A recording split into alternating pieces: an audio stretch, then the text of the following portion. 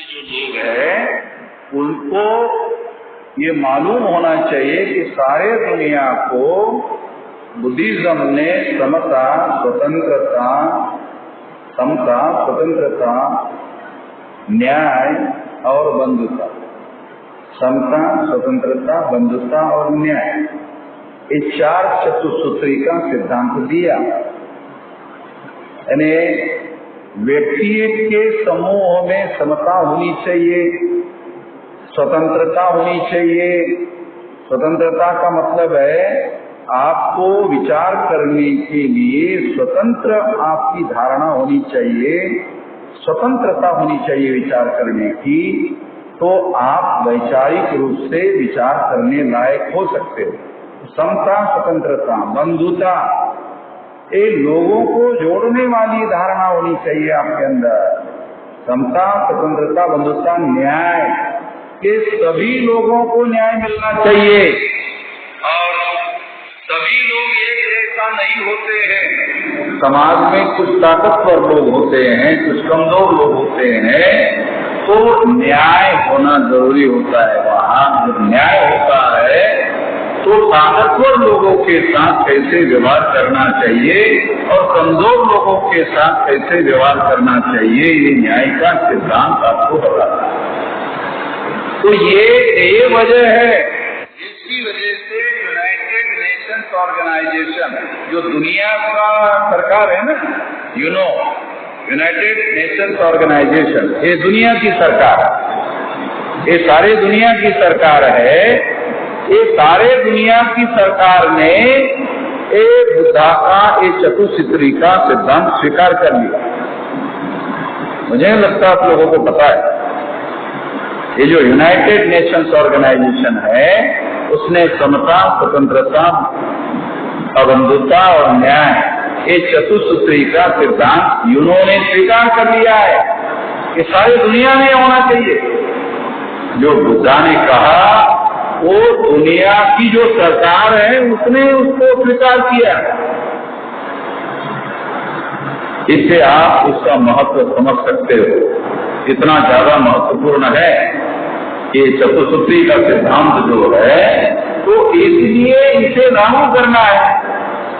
मान लो हमें भारत में लागू करना है और लागू करने के लिए आपके पास दो प्रकार की शक्ति होनी चाहिए, एक संगठन की शक्ति, एक सत्ता की शक्ति।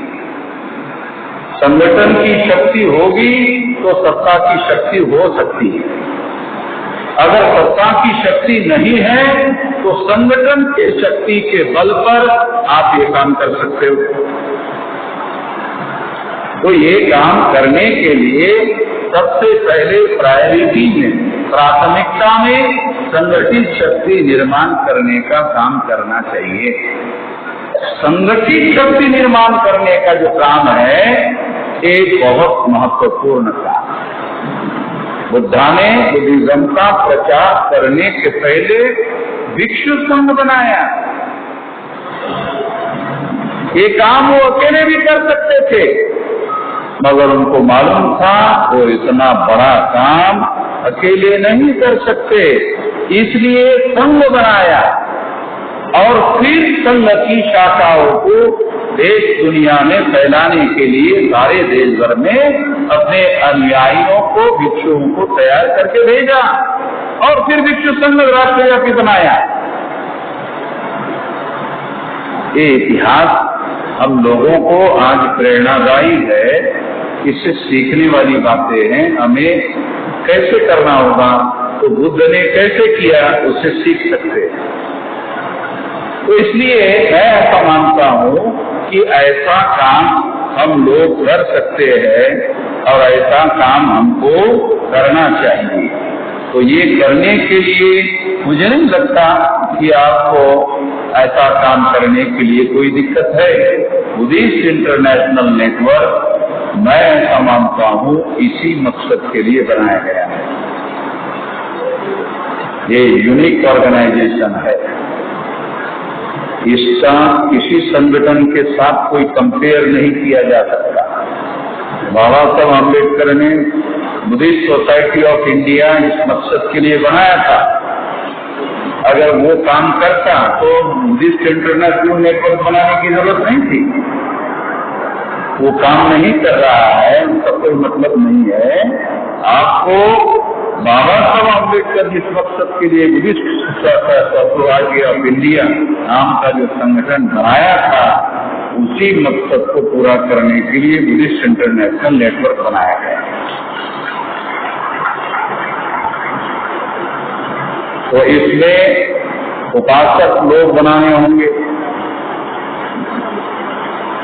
दूसरा, सबसे लोएस्ट स्तर पर उपासक बनाने होंगे, उसके ऊपर प्रचारक बनाने होंगे, उसके ऊपर भिक्षु बनाए जा सकते हैं, मगर इस मकसद के लिए, इस उद्देश्य के लिए तो 10 साल का एजेंडा बनाकर काम करो। 10 साल में एक बहुत विशाल संगठन बन जाए। आपको मेरी तरफ से जो हेल्प चाहिए, जो मदद चाहिए, वो सारी की सारी मदद हम करेंगे। हमारे पास जो बौद्धिक क्षमता है, हमारे पास जो ऑर्गेनाइजेशनल स्किल है, संगठन बनाने का हुनर है, और उसके लिए आपको जो भी संभव मदद चाहिए, आप संभव मदद करेंगे। तो मैं ऐसा मानता हूँ कि इससे और ज्यादा कहने की जरूरत है, ऐसा नहीं है। अगर इतनी बात भी करो, बहुत ज्यादा खिलाएं तो बदहजमी होने का भी खतरा होता है। उतना ही खिलाया जाना चाहिए जितना हजम हो जाए।